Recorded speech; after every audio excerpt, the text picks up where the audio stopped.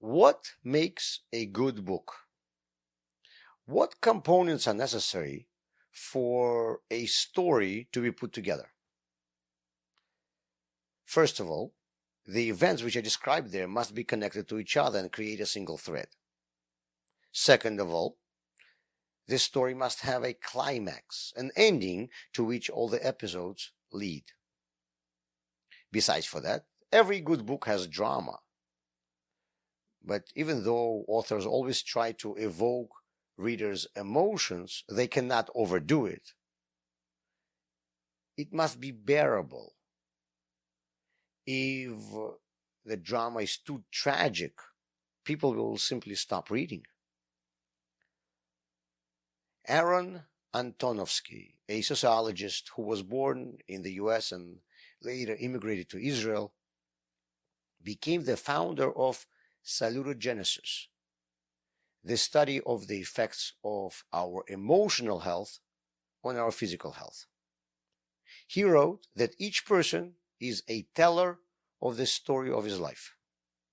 Not necessarily he's telling it to other people. We, first of all, tell our story to ourselves.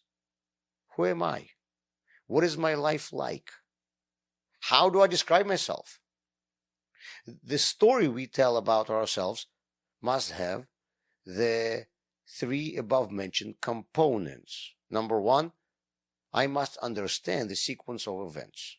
What happens to me today is the result of what took place yesterday. My achievements are a consequence of my efforts. Number two, my story must have a climax. Although we never know what tomorrow will bring, we must have some goal in mind. What am I striving for? Number three, the difficulties of my life must be bearable. If I feel that I'm given more than I can tolerate, I won't want to continue this book. In addition, every book must have a title. When I look at myself in a mirror, what do I call myself? The title must, on one hand, convey the meaning of the story, but on the other hand, must be also interesting. That is, what I call myself for myself must, first of all, reflect what is happening in my life, but also be worth living for in my own eyes. What determines what kind of story we write about ourselves? How do we title our stories? The life of each person is multifaceted. Different writers, observing the same situations, can write different stories capturing totally different angles. One will describe the heroic battle with circumstances, another the emotional struggle, and a third writer will skip all the difficulties and will only write about the victory. Each focuses only on certain parts. And which parts of our story do we capture in our book? Which ones do we describe in greater detail? Which events do we base the title on? When we read about the lives of our forefathers in the Torah, we see how difficult and tragic their lives were.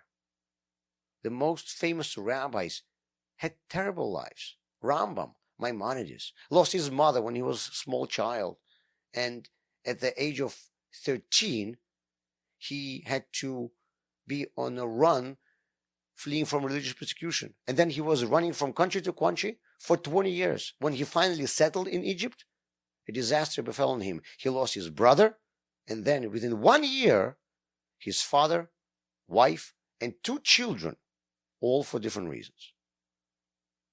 But if you read any of Rambam's many books, you will not see even a hint of any of this. You would think that he lived the happiest life in the world.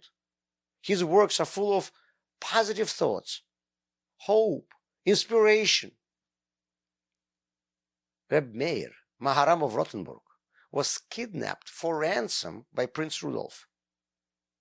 From prison, he decreed that the community should not ransom him, because he was afraid that if they would do that, it would lead to more Jews being kidnapped for money.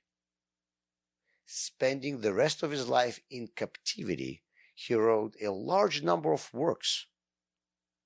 None of his books have any indignation or complaints about his fate. Many different books can be written about the same life. What book are you writing about yourself?